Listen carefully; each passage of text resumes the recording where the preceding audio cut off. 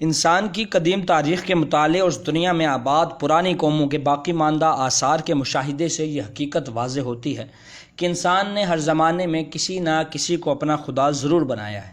موجودہ دور میں بھی دنیا میں جتنی قومیں آباد ہیں، خواہ وہ وحشی ہوں یا انتہائی مہذب، سب میں یہ بات مشترک ہے کہ وہ کسی نہ کسی کو خدا مانتی ہے اور اس کی عبادت کر کے سکون حاصل کرتی ہیں۔ اس سے معلوم ہوا کہ الہ کے وجود کا تصور انسان کی فطرت میں ہے۔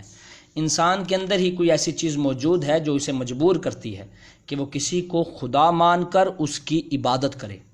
تو میرے بھائیوں، قابل غور بات یہ ہے کہ آخر وہ چیز ہے کیا جو انسان کو ایسا کرنے پر مجبور کرتی ہے؟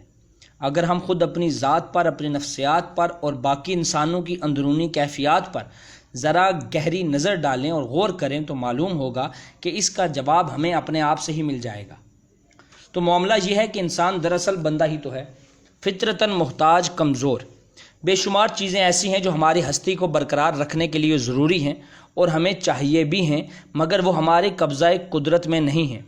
کچھ چیزیں ہمیں خود بخود مل جاتی ہیں اور کچھ چیزیں ہم سے خود بخود چھن جاتی ہیں۔ یعنی بہت سی چیزیں جو فائدہ بخش ہیں، ہم ان کو حاصل کرنا چاہتے ہیں، مگر کبھی وہ ہم کو ملتی ہیں اور کبھی نہیں، کیونکہ ان کا حاصل کرنا یا نہ کرنا ہمارے اختیار میں نہیں ہے۔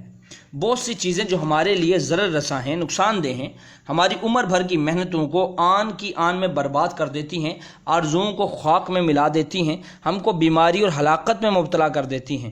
ہم ان کو دور اور دفع کرنا چاہتے ہیں، لیکن کبھی تو وہ دفع ہو جاتی ہیں اور کبھی نہیں۔ اس سے ہمیں یہ معلوم ہوتا ہے کہ کسی چیز کا آنا یا نہ آنا، کسی چیز کا دفع ہونا یا نہ ہونا، دونوں ہمارے اختیار میں نہیں ہیں۔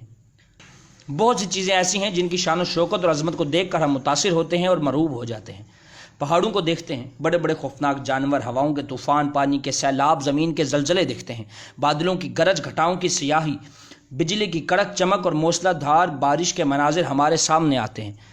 سورج، چاند اور ستاروں کی گردش دیکھتے ہیں۔ پھر ہم یہ بھی محسوس کرتے ہیں کہ یہ سب چیزیں کس قدر بڑی، کتنی طاقتور، کیسی شان و شوکت کی مالک ہیں، اور خود ہم ان کے مقابلے میں کتنے ضعیف اور حقیر۔ یہ مختلف مناظر اپنی اپنی مجبوریوں کے مختلف حالات دیکھ کر ہمارے دل میں خود بخود محتاجی اور کمزوری کا احساس پیدا کر دیتے ہیں، اور جس وقت یہ احساس پیدا ہوتا ہے اس کے ساتھ ہی ہمارے دل میں خود بخود الوہیت یعنی خدائی کا تصور پیدا ہوتا ہے۔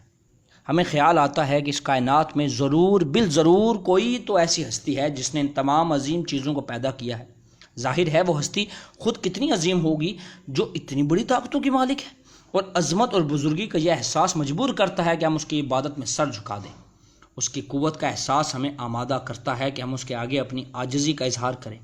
اس کی نفع پہنچانے والی طاقتوں کا احساس ہمیں اکساتا ہے کہ مشکل کشائی کے لیے محض اس کے آگے اپنا ہاتھ پھیلائیں، اور اس کی نقصان پہنچانے والی قوتوں کا احساس مجبور کرتا ہے کہ اس سے خوف کھائیں، اس کے غضب سے بچیں۔